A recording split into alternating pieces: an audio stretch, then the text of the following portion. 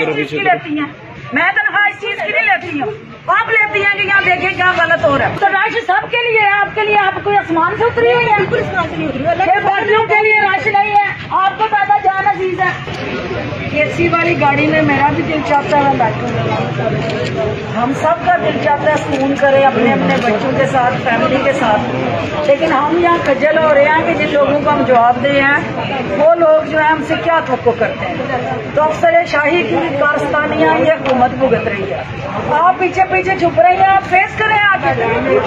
ये बताए, ये देखें ना, ये क्या है मैडम, ये गर्मी से हो गया, ये क्या गर्मी से हो गया, इसको रिप्लेस करें, इमीडिएटली रिप्लेस करें।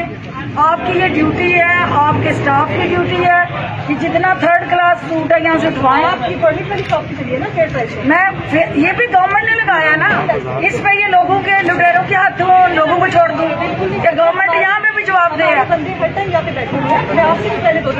तो आपका फर्ज है, आप तनख्वाह इस चीज की लेती हैं, मैं तनख्वाह इस चीज की नहीं लेती हूँ। आप लेती हैं कि यहाँ देखिए क्या गलत हो रहा है। तो मैडम इसको आराम से बात की जा सकती है।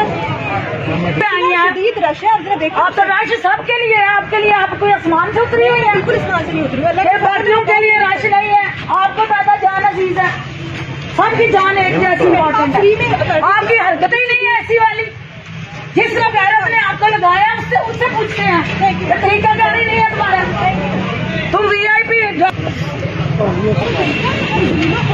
यहाँ पे और सुबह शाम हम यहाँ पर होते हैं, ये कोई तरीका नहीं है, हम आराम से भी बात कर सकते हैं। और गर्मी का मौसम है, कोई फ्रूट अगर खराब हो भी गया है तो ह्यूमन एरर का भी कुछ मैडम, वो बेसिकली बस ठीक है, कोई बात नहीं, मैडम को विजिट कंप्लीट करने दे, फिर हम निकलते हैं। मैं अब तक कोई तकरीबन दर्जनों रमजान बाजार चेक कर रही हूँ, सबसे बुरा बदतरीन हालात और इंतजामिया की नाअहली से जुड़ा ये बाजार हमारे अपने शहर का है।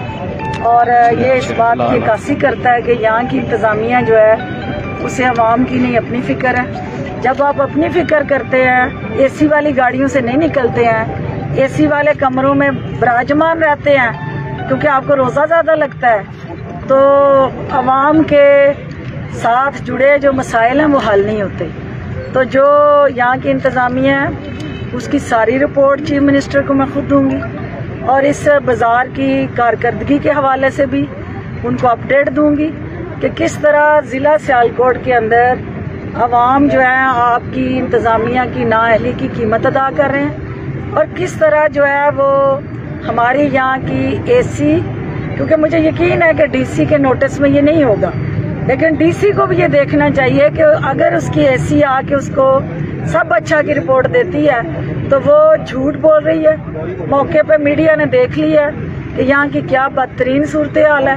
तो इस हवाले से हमें अपनी तरजीहात तय करनी है क्योंकि हम अवामी लोग अवाम को जवाब दे हैं। हमने कोई एक हुकूमत चली जाए तो दूसरी हुकूमत के साथ फिर नहीं नौकरी ले लेनी, हमें अवाम के साथ जिंदा रहना है और जो उनके मसाइल हैं उसकी हमने जंग लड़नी है और इंतजामिया को हर हाल में हुकूमती तरजीहात पे अमल करना है। ये नहीं हो सकता कि इंतजामिया जो है हुकूमत के खिलाफ साजिश में मसरूफ हो।